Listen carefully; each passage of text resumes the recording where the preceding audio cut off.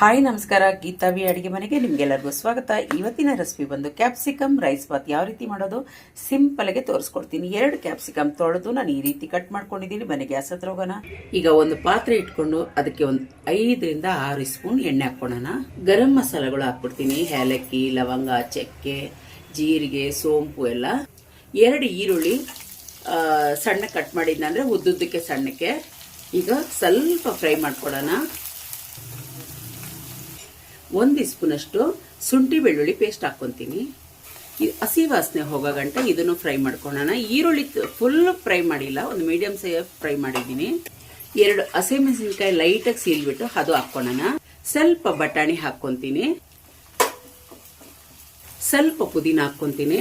ಒಂದು 10 ರಿಂದ 15 ಪುದೀನ ಎಲೆಗಳನ್ನ ಹಾಕ್ಕೊಂಡಿದ್ದೀನಿ. ಚೆನ್ನಾಗಿ ತಿರ್ಸ್ಕೊಳ್ಳೋಣ. ಈಗ ಚೆನ್ನಾಗಿ ಫ್ರೈ ಆಗಿದೆ. ಟೊಮೊಟೊ ಹಾಕ್ಕೊಳ್ಳೋಣ. ದೊಡ್ಡ ಟೊಮೊಟ, ನಾನು 2 ಟೊಮೊಟೊ ಹಾಕಿದ್ದೀನಿ. ಮೆತ್ತಗಾಗ ಗಂಟ ಇದನ್ನು ಚೆನ್ನಾಗಿ ಫ್ರೈ ಮಾಡ್ಕೊಳ್ಳೋಣ. ನಾವು ಇನ್ನೊಂದು ಬಾಣಲಿಗೆ 1 ಸ್ಪೂನ್ ಅಷ್ಟು ಎಣ್ಣೆ ಹಾಕಿ ಕ್ಯಾಪ್ಸಿಕಮ್ನ ಹುರ್ಕೊಂಬಿಡೋಣ.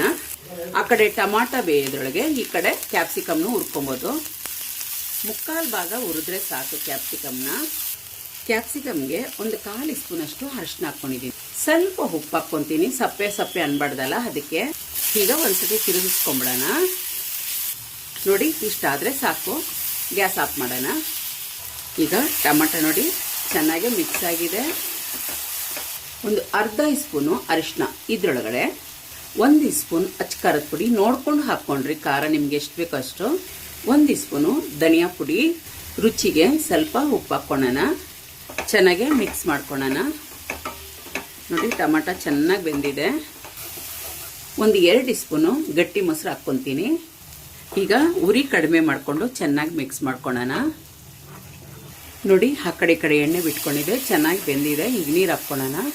1 ಗ್ಲಾಸ್ ಅಕ್ಕಿ ಹಾಕ್ಕೊಂಡಿದ್ನಿ, 2 ಲೋಟ ನೀರು ಹಾಕ್ಕೊಳ್ಳೋಣ. ಒಂದ್ಸತಿ ಚೆನ್ನಾಗಿ ತಿರ್ಸ್ಕೊಳ್ಳೋಣ. ನೋಡಿ, ಚೆನ್ನಾಗಿ ಕುದೀತಾ ಇದೆ. ಕೊತ್ತಂಬರಿ ಸೊಪ್ಪು ಹಾಕ್ಕೊಂಬಿಡೋಣ. ಉಪ್ಪು ಖಾರ ಎಲ್ಲ ಪರ್ಫೆಕ್ಟ್ ಆಗಿದೆಯಾ ಒಂದ್ಸತಿ ತಿರುಗಿಸಿ ನೋಡ್ಕೊಳ್ಳೋಣ. ಎಲ್ಲ ಪರ್ಫೆಕ್ಟ್ ಆಗಿದೆ. ನಾನು 2 ಲೋಟ, 1 ಲೋಟ ಅಕ್ಕಿ ತೊಳೆದು ನೆನೆಸಿಟ್ಟಿದ್ದೆ, ಅದು ಹಾಕ್ಕೊಂತೀನಿ. ಚೆನ್ನಾಗಿ ಮಿಕ್ಸ್ ಮಾಡೋಣ. ದೊಡ್ಡ ಉರಿಯೊಳಗೆ ಒಂದು 10 ನಿಮಿಷ ಕೊಸೋಣ. ಮಧ್ಯ ಒಂದ್ಸತಿ ತಿರುಗಿಸ್ಕೊಂತ ಇರಿ. ನೋಡಿ, 3/4 ಭಾಗ ಅಷ್ಟು ನೀರು ಕಡಿಮೆ ಆಗಿದೆ, ಅರ್ಧ ಭಾಗ ಬೆಂದಿದೆ. ಈಗ ಸಮ ಮಾಡಿ ಹುರಿದಿರೋ ಕ್ಯಾಪ್ಸಿಕಮು ಅದ್ರ ಮೇಲೆ ಹಾಕಿ, ಒಂದೇ ಕಡೆ ಹಾಕಬೇಡಿ, ಆ ಕಡೆ ಈ ಕಡೆ ಹಾಕಿ. ಈಗ ಕಡಿಮೆ ಉರಿಯೊಳಗೆ ಒಂದು 10 ನಿಮಿಷ ಬೇಯಿಸೋಣ. ಇದು ಮುಚ್ಚಿ. ಈಗ ನೋಡೋಣ, ಓಪನ್ ಮಾಡಿ ಚೆನ್ನಾಗೆ ತಿರ್ಸ್ಕೊಳ್ಳೋಣ ಆ ಕಡೆ ಈ ಕಡೆ. ಈಗ ಕ್ಯಾಪ್ಸಿಕಮ್ ಎಲ್ಲ ಹೊಂದ್ಕೊಂತೈತಲ್ಲ ನೋಡಿ. ಒಂದ್ಸತಿ ಕೆಳಗೆ ಮೇಲೆ ಚೆನ್ನಾಗೆ ತಿರುಗಿಸ್ಕೊಳ್ಳೋಣ. ನೋಡಿ, ಎಷ್ಟು ಚೆನ್ನಾಗಾಗಿದೆ. ಆಫೀಸ್ಗೆ, ಸ್ಕೂಲ್ಗೆ ಎಲ್ಲದಕ್ಕೂ ಕಟ್ಬೋದು, ಟಿಫಿನ್ಗೆಲ್ಲ. ಅಷ್ಟು ಟೇಸ್ಟ್ ಆಯ್ತಾ? ಇಷ್ಟ ಆದರೆ ಪ್ಲೀಸ್ ಒಂದು ಲೈಕ್ ಕೊಡಿ, ಸಬ್ಸ್ಕ್ರೈಬ್ ಆಗಿ, ಪಕ್ಕದೊಳಗಿರೋ ಬೆಲ್ ಬಟನ್ನ ಕ್ಲಿಕ್ ಮಾಡಿ. ಥ್ಯಾಂಕ್ ಯು ನನ್ನ ವಿಡಿಯೋ ನೋಡೋದಕ್ಕಾಗಿ. ಬಾಯ್.